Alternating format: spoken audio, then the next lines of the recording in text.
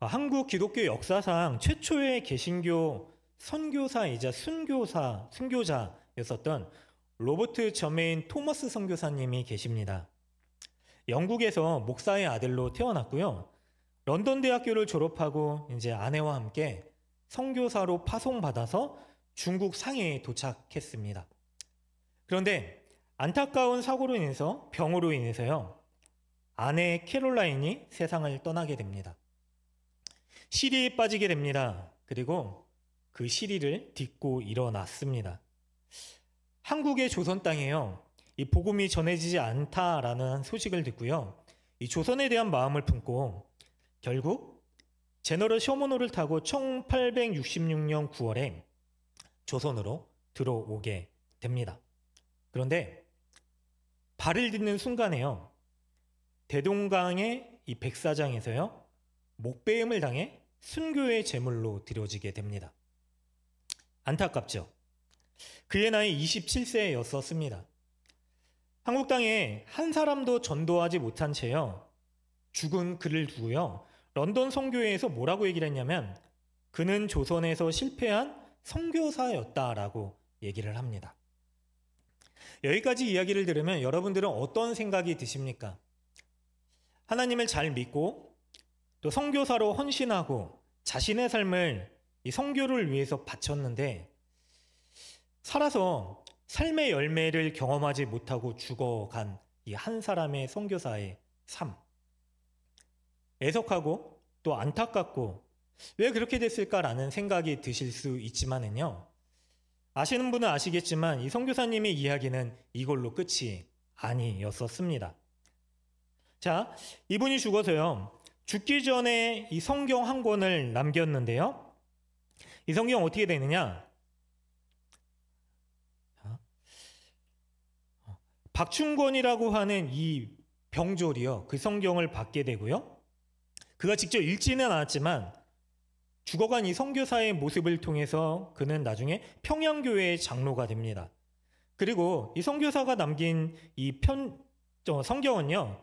나중에 이 영문주사 박영식이라고 한 사람의 손에 들어가서 뭐 여관방에 이제 이 자기 방 안에 이 벽지로 붙여놨다가 이 성경을 읽고 나중에 회심을 하고 그의 집을 교회로 내놓고 널다리 교회가 되었다라고 하는 이야기도 우리 가운데 들려오게 되고요. 또 토마스 선교사의 피가 흘렸던 이 평양에는 1907년에 이 한국 강상과 이 대변혁을 이루었었던 평양 대부운동이 일어났었던 일들이 나타나게 하는 그러한 복음의 씨앗이 되었다라고 합니다. 그 후에요, 우리나라는요, 세계 기독교 역사상 유례를 찾아보기 힘든 부흥을 또한 경험을 했습니다. 자, 살아서는요, 한 명의 열매도 맺지 못하고 죽어갔었던 이 선교사의 희생을 통해서요, 하나님께서는요, 선교사의 죽음 이후의 일들을 이루어가고 계셨던 것이죠. 그의 순교의 씨앗이요, 복음이 전해지는 씨앗이 됐고 열매가 되었고요. 지금도 그의 희생과 헌신을 통해서 하나님께 자기의 삶을 드리기 작정하는 수많은 젊은이들이 세워지고 있습니다. 그의 삶은 실패가 아니었었고요. 그의 삶을 통해서 이루신 하나님의 섭리가 있었던 것이죠. 사랑하는 여러분, 우리 가운데도 그런 하나님의 섭리하심이 있으시기를 간절히 소망합니다. 제가 좀 어려운 얘기를 하고 마음이 힘든 얘기를 해서 좀 이렇게 무거운 이야기로 시작을 했지만은요. 하나님은 지금도 살아 역사하시고요. 하나님의 작정과 섭리를 이루고 계십니다. 그것을 인정하고 믿을 수 있는 우리 모두가 되시기를 주님의 이름으로 간절히 축원합니다. 한 번 더 어려운 말씀을 드릴게요. 하나님은 지금도 작정하시고 섭리를 하고 계시는 분이십니다. 이 작정은 무엇이냐면요. 모든 인류에 대한 하나님의 영광을 위한 계획이에요. 그리고 섭리는 하나님께서 그 계획을 성취해 가시는 하나님의 비밀한 활동들을 말씀하십니다. 하나님은 지금도요, 계획하시고 이루어 가신다라고 하는 것입니다. 오늘 본문을 보면은요, 요셉의 이야기가 나옵니다. 우리가 계속해서 주일학교 아이들과 함께요, 창세기를 가지고 본문을 맞춰서 요셉에 대한 이야기를 하고 있는데요. 요셉의 삶이 어떻게 보면 하나님의 감추어진 섭리가 가장 잘 나타난 삶이라고 할 수 있습니다. 요셉의 삶은 그랬습니다. 억울한 삶이었습니다. 원통했습니다. 왜냐하면 형들에게 팔려서 노예로 팔려가잖아요. 그리고 나서 노예로서 좀 잘 살아보겠다라고 하고 열심히 노력했었던 것 같아요.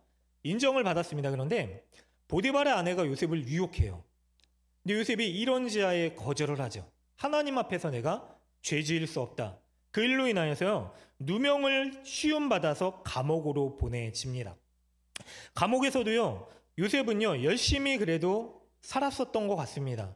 간수장에게 인정을 받고요, 또 그 안에서 만났던 사람들에게도 인정을 받아요. 심지어는 애굽의 왕의 바로 채측근이었었던 술 맡은 관원장과 떡 맡은 관원장에게 인정을 받아서 꿈을 해석해 달라고 찾아오는 일들도 경험하죠. 요셉이 꿈을 해석해 줍니다. 그리고 그 꿈대로 이루어지는 것들도 경험해요. 여기까지 보면은요, 요셉은 어떻게 보면은 끊임없이 보내지는 인생을 살았었던 삶이었습니다. 수동적으로요, 보내진 인생이었었어요. 그 말은 뭐냐면은요, 요셉조차도요, 자기의 삶이 누군가의 손에 이끌려서 보내진 것 같다라고 하는 것을 알고 있었던 것이고요. 그래서 요셉은 계속해서 그의 고백이 무엇이냐면요, 하나님의 존재에 대해서 이야기를 합니다. 보디발의 아내가 유혹했을 때 요셉이 이런 얘기를 합니다. 내가 어찌 이 악을 행하여 하나님께 죄를 지으리이까? 그리고 바로가 꿈을 해석해 달라는 요청 가운데 있을 때 해석은 하나님께 있지 않습니까? 라고 얘기를 하고요. 또 꿈의 해석 가운데 내가 아니라 하나님께서 바로에게 평안한 대답을 하시리라 라고 얘기를 하고요. 그리고 하나님이 그가 하실 일을 보일 것이다. 오늘 우리가 읽었던 본문에서도요, 나를 이리로 보내신 이는 당신들이 아니요 하나님이시다 라고 하는 말로요, 하나님이 자기의 삶을 주관하고 계신다라고 하는 사실을 요셉이 알고 있었습니다. 여러분, 이쯤에서 질문을 한번 드리겠습니다. 만약에 우리가 노예로 팔려간다라고 하면은, 억울한 누명을 시움당했다라고 하면은, 자, 좋은 일이 생겼어요. 감옥에서 만난 이 술 맡은 관원장이요, 꿈을 해석해 줬기 때문에요, 자기의 이 생사 여탈권을 쥐고 있어서 당장의 감옥에서 구출해 줄 수 있는 사람을 만났다라고 하면, 그런데 그것이 다 풍지박살이 나서 무너졌다라고 하면, 그 가운데서도 여러분은 하나님이 함께 하심을 믿을 수 있으시겠습니까? 자, 감기가 와가지고 발음이 원래 명확하고 또렷한데 낭랑한 목소리를 못 들려드려서 죄송합니다. 그럴 때조차도 하나님이 함께 하신다라고 하는 사실을 믿으실 수 있으세요? 요셉이요, 그걸 포기하지 않았었던 삶이었었습니다. 오늘 본문은요, 요셉의 삶에 있어서 어떻게 보면 하이라이트, 가장 중요한 대목이라고 할 수 있어요. 요셉이 드디어요, 총리의 자리에 올라서요, 자신을 팔아버렸었던 형들을 대면하게 됩니다. 그리고 그들을 용서하는 장면이에요. 그런데 이 일이 있기까지요, 무려 13년이라는 시간을요, 요셉은 흑암 가운데 허우적거리면서 억울함 가운데 살아갔어야 됐습니다. 그러나요, 요셉은요, 그 가운데서도요, 하나님의 함께 하심을 분명히 붙들었었습니다. 만약에 요셉이요, 13년이라는 시간이 아니라요, 감옥에서 그 술 맡은 관원장이 요셉을 바로 꺼내줬었다라고 하면은 어떻게 됐었을까요? 요셉은 풀려나게 됐을 거예요. 그러나 보디발의 집으로는 가지 못했을 거예요. 무시무시한 보디발의 아내가 있으니까요. 그래서 자라면은 고향집으로 돌아갔을 겁니다. 다시 형들을 만났거나 아버지를 만나게 됐죠. 그러면 그때의 야곱의 가정은 어떻게 됐을까요? 난리가 났겠죠. 형들은 책망받고 징계를 받거나 더 요셉을 미워하게 됐을 거예요.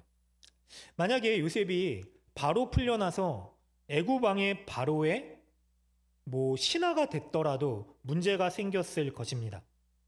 왜냐면은 역사학자들에 의하면은요, 이집트에서 제일 유명한 역사가 중에 한 명이 메네토라고 하는 사람인데, 이집트에 기록이 잘 남겨져 있지 않대요, 고대 기록이. 그런데 3권짜리 역사책을 썼는데 그 책을 복원한 자료를 요세푸스라고 하는 성경 신학자가 썼습니다.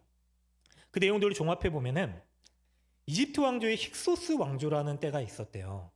근데 이때가 이집트 고대 이제 15왕조쯤 되는데 제2중간기, 이때가 이집트에 있어서 굉장히 독특한 시대였었는데, 힉소스 이 왕조가 서아시아 지역에서 온 셈족 계열의 이민자들이 이집트를 다스렸었던 때래요. 셈족은 어떤 족속이죠? 요셉의 족속이에요. 그래서 이집트 영화나 이런 것들을 보면 가끔 얼굴이 붉고 좀 하얀 왕들이 등장하는 모습들을 볼 수 있죠. 이때를 그린 영화라고 합니다. 그런데 이 민족이 이집트에 와서 다스리고 있을 때가 바로 요셉의 때였다라고 하는 거죠.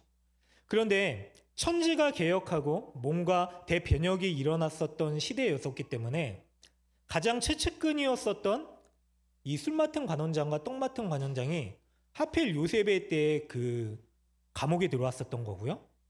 만약에 이러한 대변혁기에 요셉이 술 맡은 관원장의 기억 때문에 풀려나서 바로의 신하 가운데 한 명이 됐다라고 하면은 아마 숙청을 당했거나 파리 목숨이 되었을 수도 있었던 것이죠. 그렇다라고 하면은 13년 그리고 2년 동안 감옥에 있었던 요셉의 시간들은 어떤 시간이라고 할 수 있을까요?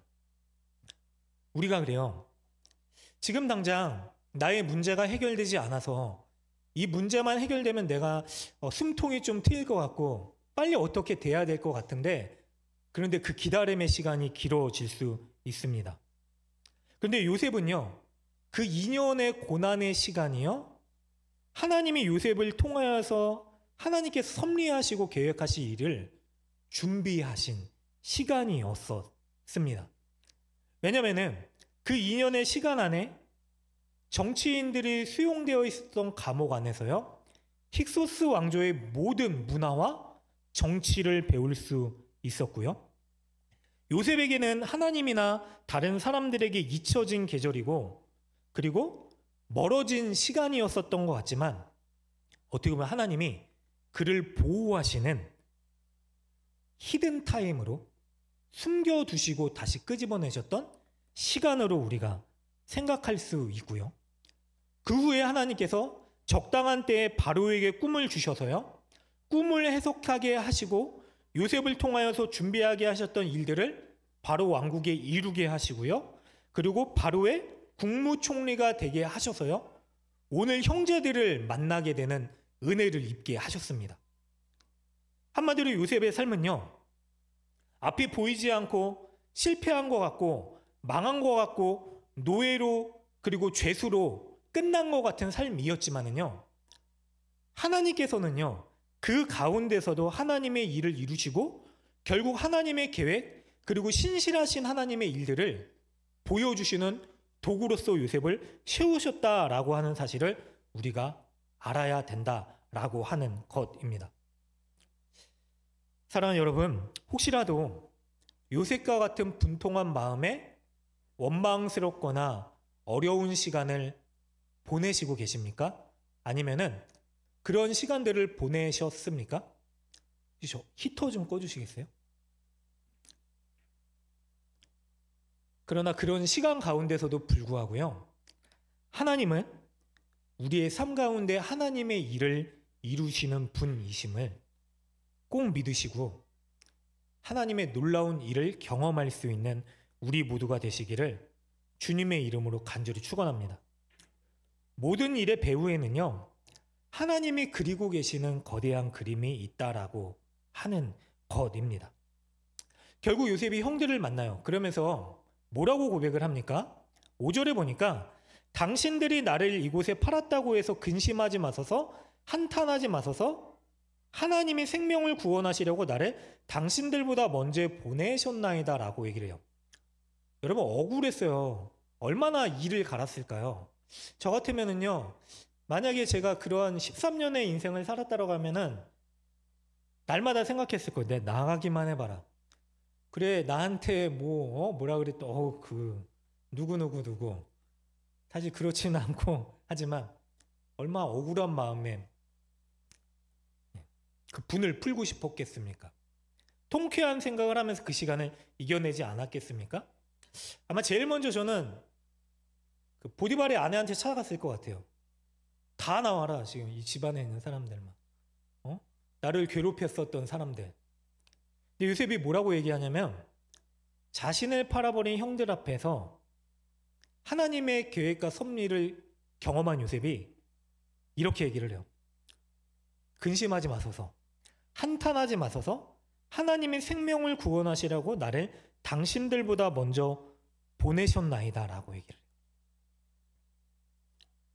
여러분, 하나님이 함께 하심을 알게 되면은요, 그것을 경험하게 되면은요, 용서할 수 없는 사람도 용서할 수 있는 사람이 돼요. 이게 믿음이에요. 용서받을 수 없는 우리가요, 하나님께 용납되어져서 예수님의 은혜로 다시 살아갈 수 있는 자가 되었기 때문에 이 은혜를 알고 있는 자. 그래서 하나님께서 과거에서부터 지금도 그렇고 미래에도 그렇고 그런 나를 구원하시기 위해서 일하고 계신다라고 하는 사실을 알면은요, 이 마음을 가지고요, 누군가를 하나님의 시선으로 바라볼 수 있는 사람이 되는 것이죠.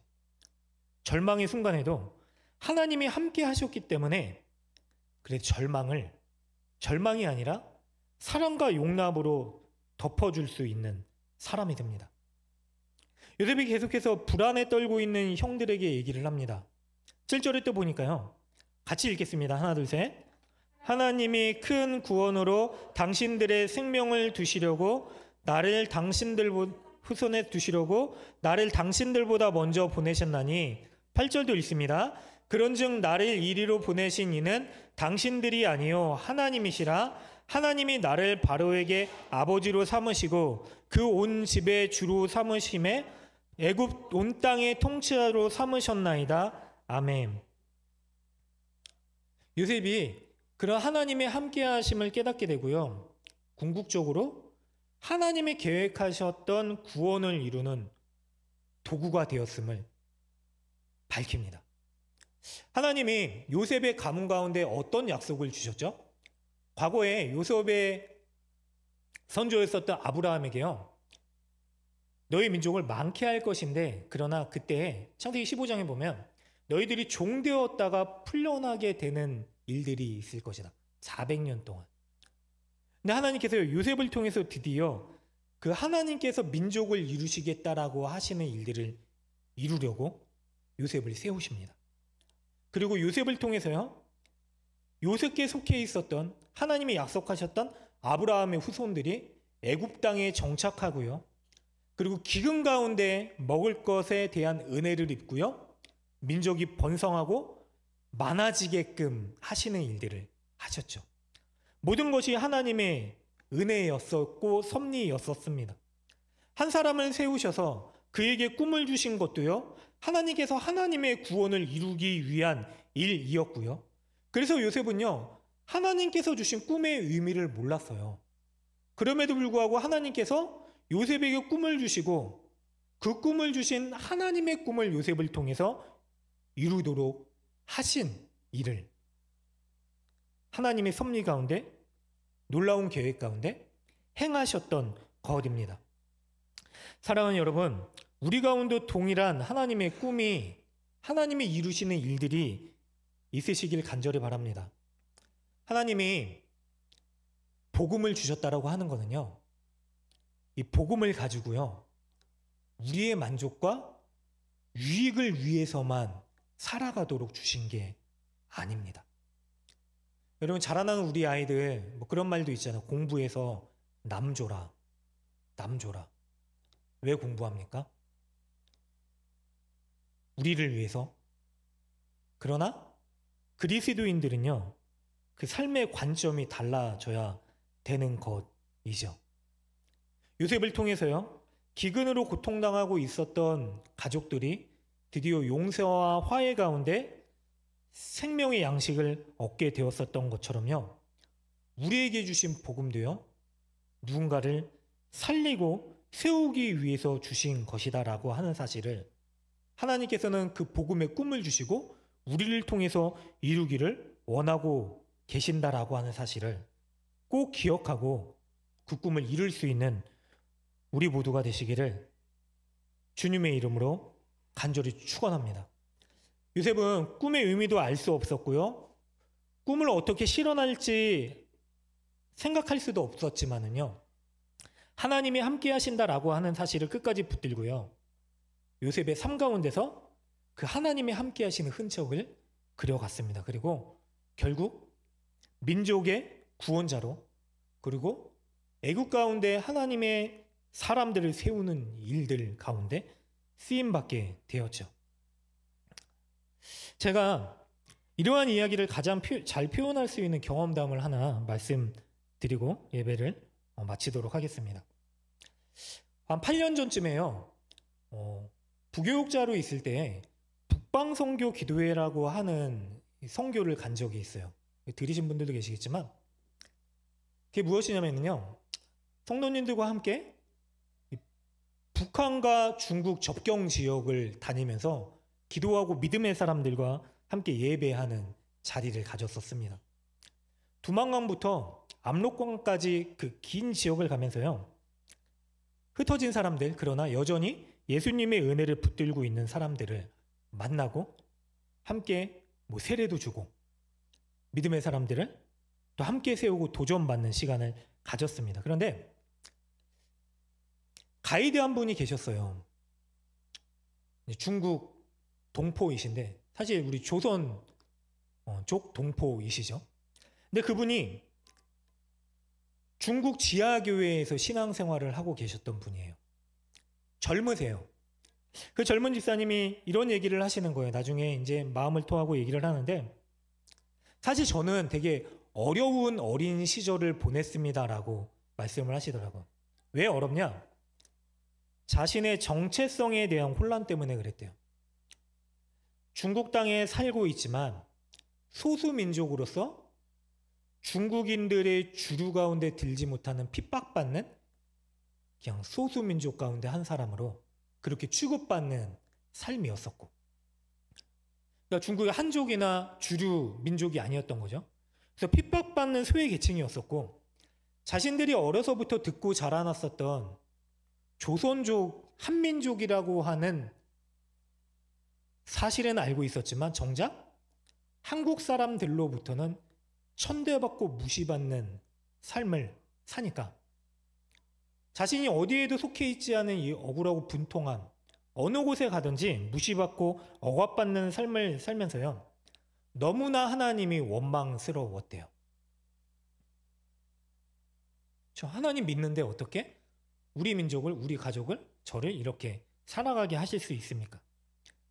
그럼에도 불구하고요, 신앙을 포기할 수 없어서 하나님 믿는 믿음으로 끝까지 신앙 지키면서 살아왔는데, 불현듯 청년의 시기가 되고 보니까 하나님께서 나를 왜 이 중국 땅에 단동 지역에 조선족으로, 중국에선 이방민족으로 살아가게 하셨는지를 알게 되었습니다라고 고백을 하시더라고요.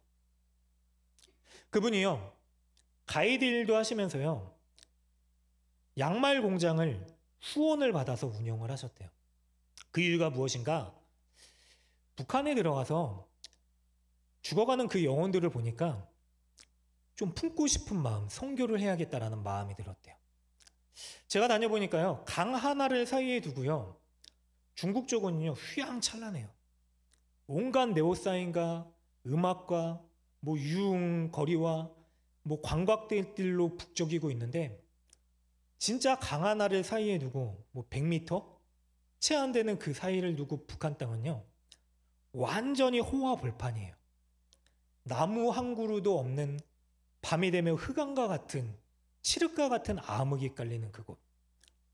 그런데 그곳에서 살아가고 있는 동포들을 생각하니까 마음이 너무나 아파서요.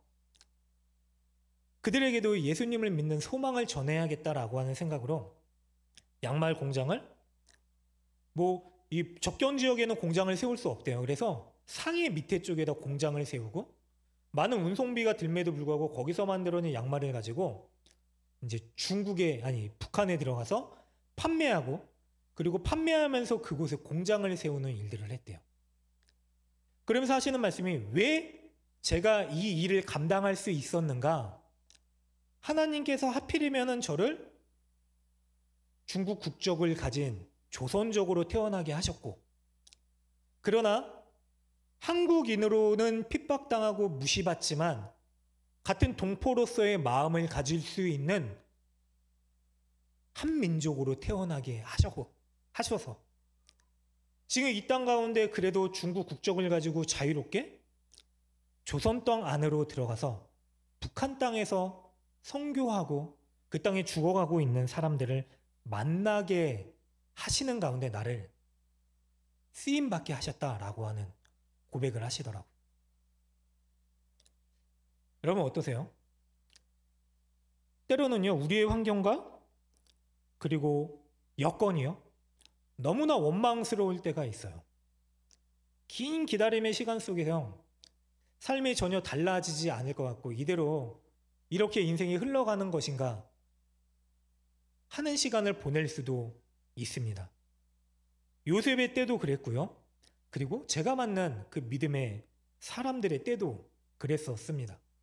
그런데 분명한 것은요, 그 가운데서도요, 하나님은요, 우리 모든 인생의 계획을 들어서요, 하나님의 계획을 따라 이끌어 가시고요, 우리만의 구원이 아니라요, 하나님의 큰 구원, 크고 놀라운 일들을 이루어 가고 계시다라고 하는 사실을 우리가 꼭 잊지 않으셨으면 좋겠습니다. 이 이야기가요, 바로 우리의 이야기가 될 수 있습니다. 아니, 되셔야 됩니다. 하나님께서 우리를 통해서요, 우리 혼자 잘 살다가 이 땅 가운데 살게끔 하시기 위해서 보내신 존재가 아니라요, 우리는요, 하나님의 놀라운 뜻을 이루고요, 하나님이 기뻐하시는 그 기쁨 가운데 함께 기뻐하며 동참하고 부르신 가운데 쓰임받기 위해 이 땅 가운데 온 하나님의 사람들임을 꼭 기억하시고요, 그 주권을 붙들고 은혜 가운데 씨름하여 하나님의 일을 이룰 수 있는, 그렇게 살아갈 수 있는 우리 모든 여러분들 되시기를 주님의 이름으로 간절히 축원합니다. 하나님이 하시는 일이요, 그래서 가장 선하시고요, 우리 가운데 가장 놀라운 일이고요, 그 하나님의 기대가 바로 우리의 기대가 될 수 있는 것입니다. 우리 다 같이